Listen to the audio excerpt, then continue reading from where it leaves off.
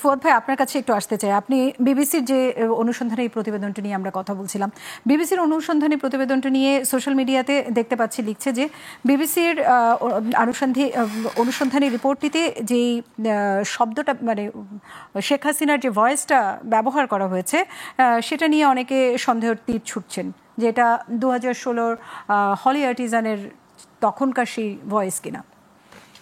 প্রথম কথা হচ্ছে আগের যে বিষয়টা আপনি রেজ করেছেন ওটা একটু বলি যে জামাত নিষিদ্ধ করা এবং আওয়ামী লীগ নিষিদ্ধের দাবিটা একরকম না। 71 সালে জামাত পাকিস্তান রাষ্ট্রের ক্ষমতায় ছিল না, তখন পাকিস্তানপন্থী সবচেয়ে বড় রাজনৈতিক দল ছিল হচ্ছে মুসলিম লীগ, তারপরে ছিল হচ্ছে নিজাম ইসলামী, এরপরে জামাত ছিল একটা খুব ছোট্ট দল এবং বামপন্থী যারা চায়নাপন্থীরা ছিলেন তারাও কিন্তু আপনার পাকিস্তানের পক্ষে ছিলেন, স্বাধীনতা যুদ্ধের বিরোধিতা করেছেন এবং সশস্ত্রভাবেই করেছেন, বামপন্থীরাও করেছেন। এবং প্রিন্স ভাই আছেন, আমরা যারা একসময় বাম রাজনীতি করেছি ওটা আমরা নিজেরাও জানি আর কি। তো সেই জায়গাতে দেখেন জামাতকে কিন্তু কখনো জুডিশিয়াল প্রসেসের মধ্য দিয়ে নিষিদ্ধ করা হয়নি। যেটা করা হয়েছে জামাতকে নিয়ে আসলে খেলেছে আওয়ামী লীগ, চেতনা ব্যবসা করেছে। কখনো কি একটা সিরিয়াস ট্রায়াল করেছে, একটা ইনভেস্টিগেশন করেছে? 71-এর পরে কি আসলে বোঝার চেষ্টা করা হয়েছে যে বাংলাদেশে 9 মাসের একটা যুদ্ধ হয়ে গেল, কতগুলো গণহত্যা হয়েছে, কতজন মানুষ মারা গেছে? আমার কি নামের একটা তালিকা আছে?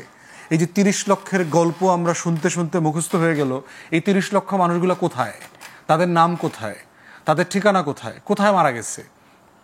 ভিয়েতনাম মেমোরিয়ালে যদি কেউ যায়, আপনার 60-এর দশকের যুদ্ধে, 4 বছরের যুদ্ধে প্রায় 60,000 আমেরিকান সোলজার মারা গেছে।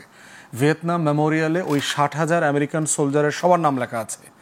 আপনি 9/11-এর যে মেমোরিয়াল আছে নিউ ইয়র্কে, ওয়ার্ল্ড ট্রেড সেন্টারে, সেখানে যাবেন, 3,000 ভিকটিম, প্রত্যেকের নাম ওখানে লেখা আছে, খোদাই করে দেওয়া।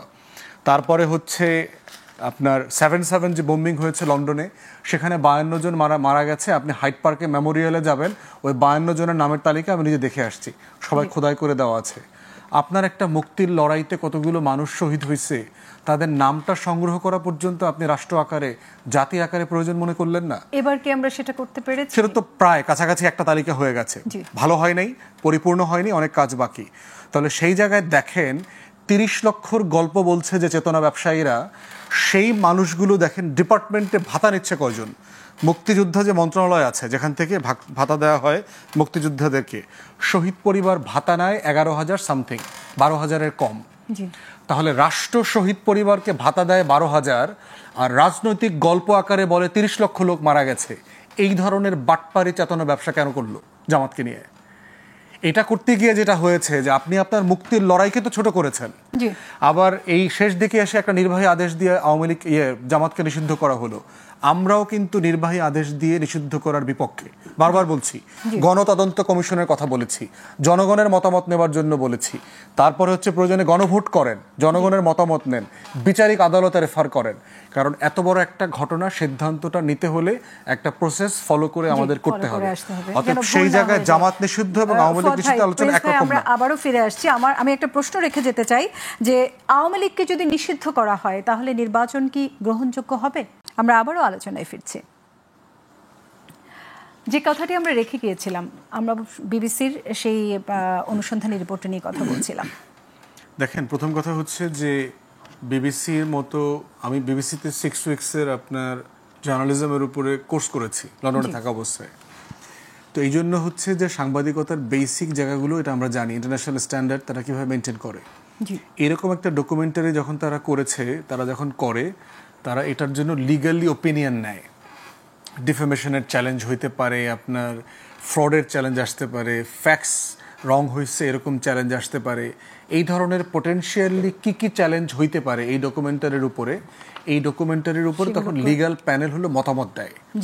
অতএব এটা যদি কেউ আওয়ামী গণমাধ্যমের লোকরা মনে করে থাকে যে আমার মামাবাড়ির আবদার হাসিনার অফিস থেকে বলছে, ডিজিএফআই ফোন দিচ্ছে, সিআরআই আর হচ্ছে পুতুলার জয় বইলা দিচ্ছে এইটা যাবে এটা যাবে না, ওর বাপের নাম পরিবর্তন করে দাও, অমুকে ঘর থেকে বাইর করে দাও, বিবিসি ওইরকম জিনিস না। যদি আপনাদের কাছে মনে হয় যে দুধ খাঁটি না, চ্যালেঞ্জ করে বসেন না। বিবিসি হেডকোয়ার্টারে আপনাদের তো প্রচুর টাকা পয়সা আছে, লবিস্ট ফার্মও আছে, চ্যালেঞ্জ করে ফেলেন, চ্যালেঞ্জ করলে প্রমাণ হয়ে যাবে। জাতিসংঘ তো 114 পৃষ্ঠার রিপোর্ট দিয়েছে।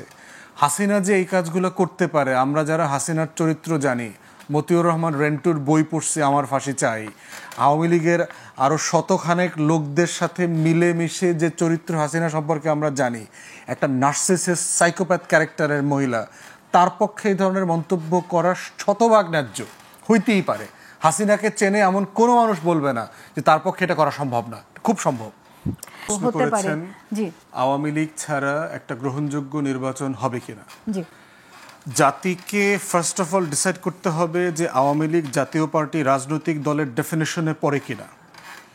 যেই রাজনৈতিক দলটা 2011-এর সময় ভারতের সাথে মিলে একটা ইলেকশন ইঞ্জিনিয়ারিং করে ক্ষমতা এসছে, সে আসলে জনগণের সম্মতি নিয়ে শাসন করেছে কিনা, সে আসলে জনগণের ভোটে নির্বাচিত ছিল কিনা। 111-এর নির্বাচন কমিশন আপনার 88টা সীমানা আসনের ভিতরে সীমানা পরিবর্তন করেছে, যার মধ্য দিয়ে প্রায় 134টা আসনের নির্বাচনের ফলাফল পরিবর্তন হয়ে গেছে। ন্যূনতম 100 আসনে বিএনপিকে পরিকল্পিতভাবে হারানো হয়েছে। অতএব যেই দলটা লেজিটিমেটলি কখনো ক্ষমতায় আসে নাই, সে 2014 থেকে তো নির্বাচন করে ক্ষমতায় আসে নাই, তো 2018-তে রাতের ভোটের ক্ষমতায় এসছে, 2024-এ দামি নির্বাচন করেছে। অতএব এটা করবার মধ্য দিয়ে কি সে জনগণের সম্মতি নিয়েছে? সে কি রাজনৈতিক দল আকারে নিজেকে জাতির কাছে পেশ করেছে? তারা $234 বিলিয়ন লুটপাট করবার পরে কেউ কি দাবি করতে পারে যে আমি আসলে একটা রাজনৈতিক দল? 6,500 মানুষকে ক্রসফায়ারে দেওয়ার পরে কেউ কি বলতে পারে যে আমি রাজনৈতিক দল? 1,34,000 মামলায় 60 লক্ষ আসামি করলে রাজনৈতিক নেতাকর্মীদেরকে 800 আয়নাঘর বানাইয়া রাজনৈতিক নেতাকর্মীদেরকে হত্যা করলে কি রাজনৈতিক দলের ডেফিনেশনে পড়ে? পড়ে না। এই জন্য আওয়ামী লীগ গণ অভ্যুত্থানের পরাজিত শক্তি, তাকে নির্বাচনে নেয়া না নেয়ার আলোচনা বৈধতার প্রশ্নে সমস্যা হবে না।